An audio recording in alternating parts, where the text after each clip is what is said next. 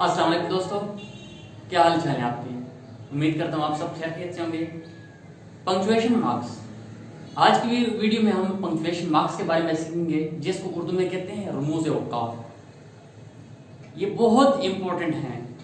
आप चाहे बिगिनर हो, चाहे आप एडवांस लेवल के हों, आप सब के लिए पंक्चुएशन मार्क्स को समझना जरूरी है। पंक्चुएशन मार्क्स को मैं आप लोगों को इस तरीके से पढ़ाऊंगा कि आपको आइंदा कभी भी नहीं भूलेंगे, आपको हमेशा के लिए याद हो जाएंगे।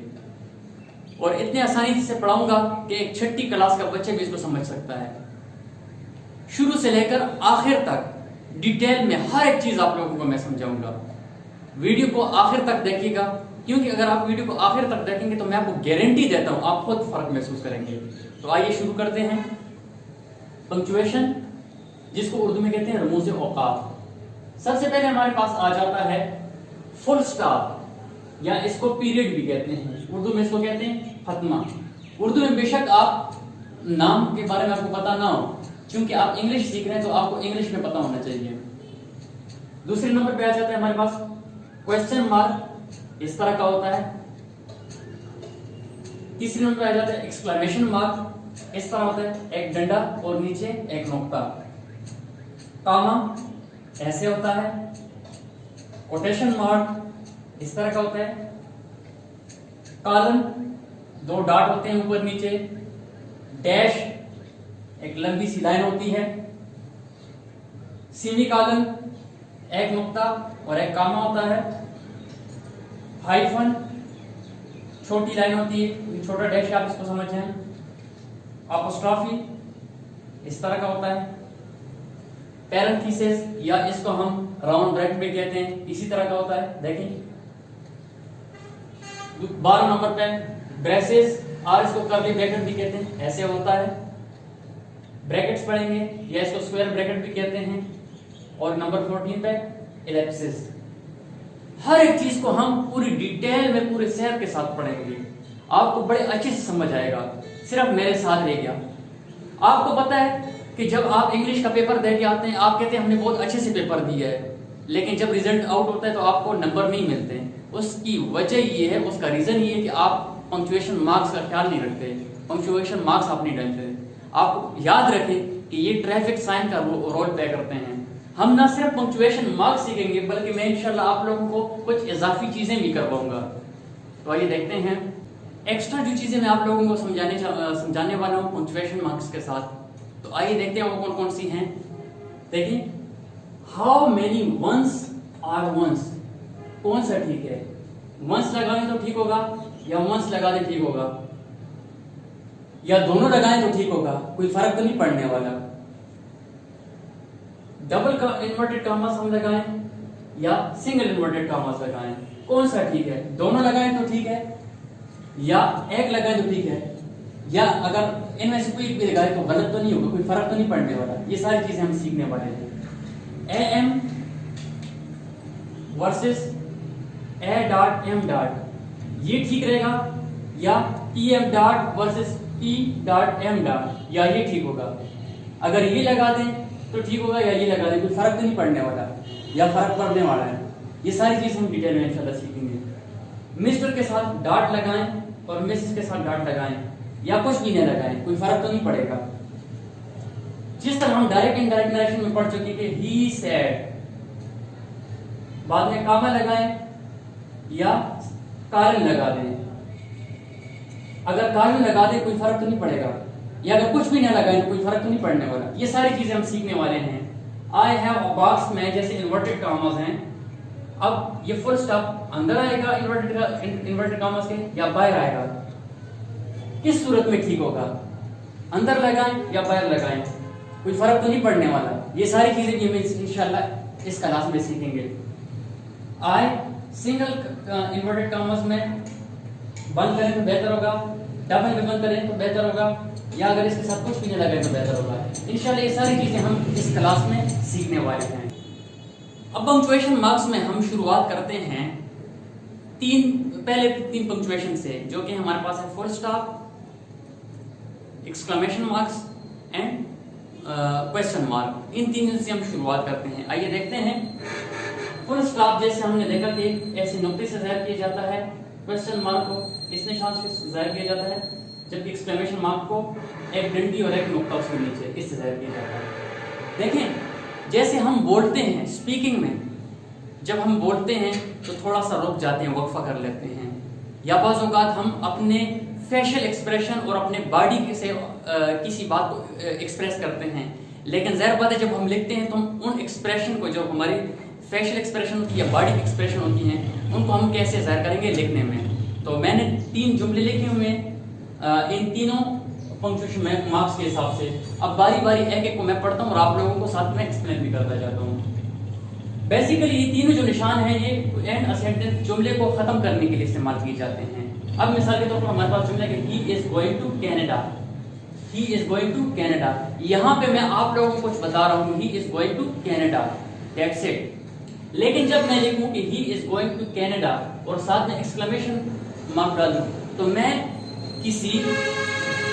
चौंक कर बोल रहा हूँ, मैं चौंक रहा हूँ यहाँ पे, he is going to Canada, he is going to Canada. अब देखिए मैं जिस तरह मैं एक्सप्रेस कर रहा हूँ, तो मैं कैसे इजहार कर रहा हूँ, क्या वो कनाडा जा रहा है। यहाँ पे मैं बोल रहा था कि वो कनाडा जा रहा है, लेकिन यहाँ पे मैं बोल रहा हूँ वो कनाडा जा रहा है, वो कनाडा जा रहा है। देखिए आप मेरे इजहार को देख लें, फेशियल एक्सप्रेशन और बॉडी एक्सप्रेशन को देख लें। जबकि यहाँ भी अगर इस जुमले में बोलता हूँ he is going to Canada, वो कनाडा जा रहा है, यहाँ पे मैं सवाल पूछ रहा हूँ he is going to Canada, he is going to Canada. तो आपने देखा तीनों हालतों में, एक में मैं आप लोगों को कुछ बता रहा हूँ, एक जुमले में मैं चौंक रहा हूँ, और तीसरे जुमले में मैं कुछ पूछ रहा हूँ। तो बोलते वक्त तो हम एक्सप्रेस कर देते हैं, लेकिन जब आप लिखेंगे तो आप कैसे एक्सप्रेस करेंगे? इन पंक्चुएशन मार्क्स का यूज करते हुए आप एक्सप्रेस करेंगे कि आप चौंक रहे हैं, आप कुछ बता रहे हैं या आप कुछ पूछ रहे हैं। मजीद आगे बढ़ते हैं। अच्छा, फुल स्टॉप का इस्तेमाल हम अमूमन एब्रीविएशंस के साथ भी करते हैं, और इन एब्रीविएशन के साथ हमारे पास कुछ दो इम्पोर्टेंट पॉइंट्स भी हैं जो अमूमन इंग्लिश में आपके सामने आते हैं। अगर कोई तहरीर लिखी हुई हो, इंग्लिश की बुक में हो, कोई भी चीज़ इंग्लिश में हो, न्यूज़पेपर हो, उसमें चंद एक चीज़ें हमारे सामने आती वो उसके बारे में आपको बताऊंगा। तो पहले देखते हैं एब्रीविएशन की हम बात कर रहे थे। अगर फुल स्टॉप का इस्तेमाल जिस तरह के हम लिखते हैं B.A. तो B.A. जो अमूमन हम एब्रीविएशन में भी इस्तेमाल करते हैं, जिसका मतलब है बैचलर ऑफ आर्ट्स। तो कौन सा ठीक है, B.A. ठीक है या सिंपली BA ठीक है? दोनों ठीक है। आप ये भी लिख सकते हैं, आप ये भी लिख सकते हैं। आजकल इस्तेमाल होने वाला BA इस तरह लिखा जाता है, लेकिन ये गलत होगा अगर आप ये लिखते हैं BA, ये गलत है, ये नहीं। या डॉट के साथ लगाएंगे, यानी फुल स्टॉप के साथ, या बगैर फुल स्टॉप के। दूसरा हमारे पास M.A. MA, जिससे बनता है मास्टर ऑफ आर्ट्स, ये भी ठीक है, और आप ये भी लगा सकते हैं MA बगैर फुल स्टॉप के लगा सकते, लेकिन अगर आप लिखें MA, ये गलत है, ये नहीं आना चाहिए। आगे बढ़ते हैं। M.L.A, जिससे बनता है मास्टर ऑफ लेजिस्लेटिव असेंबली, तो आप ऐसे भी लगा सकते हैं, आप सिर्फ MLL ही लगा सकते हैं। इसके अलावा अगर आप M.B.A लगाएं तो भी ठीक है, या अगर आप सिर्फ MBA लिखते हैं तो भी ठीक है, जिससे बनते हैं मास्टर ऑफ बिजनेस एडमिनिस्ट्रेशन, ठीक है। उसके बाद आ जाता है बहुत इंपॉर्टेंट चीज, अक्सर इंग्लिश में आपके सामने आ जाता है लिखा हुआ E.G, जिसका मतलब है एग्जाम्पल, ग्रेटिया, और इसका मतलब है फॉर एग्जाम्पल। इसको हमेशा याद रखें, आपने हमेशा इसको E.G लिखना है, छोटी हरूफ तेजी में लिखना है, और साथ में इसके साथ फुल स्टॉप लाजमी डालना है। इनके साथ ना भी लगाएं तो फर्क नहीं पड़ता, लेकिन इसके साथ आप लाजमी लगाएंगे। आगे हमारे पास आता है जी I.E, जिसको हम कहते हैं इड एस्ट, लैटिन लैंग्वेज में इसको इड एस्ट बोलते हैं, जिसका मतलब है दैट इज। जैसे हम बात करते हैं हमारे घर के पास साजिद का घर है, असलम का घर है, और इसका घर है, उसका घर है, दैट इज उस सेंस में हम इस्तेमाल करते हैं। ठीक है, अच्छा आगे बढ़ते हैं। ए डॉट एम डॉट, जिसको हम एंटी मेरिडियम कहते हैं।